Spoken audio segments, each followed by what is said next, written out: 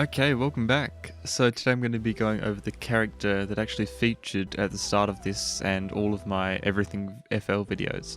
So this is of course Chan, which can be found in the Fruity Dance plugin. Now when you open the plugin you can click on her and drag her wherever you want on your screen, and you can also control in the plugin actually how she moves. So there are options for speed, blend or blur, and reflections, so just mess around with those. You can sort of see the reflection there and the speed. I'll just play something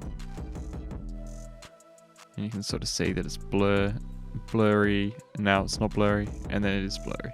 But what I just did there was select the dance move, so you've got a couple here, waving, give that a go, and then you play the track. I'll just slow the speed down. You can sort of do that, and then of course you got a couple more buttons here: visible, mirror horizontally, sync changes, solid, keep in front, on desktop, those sort of things.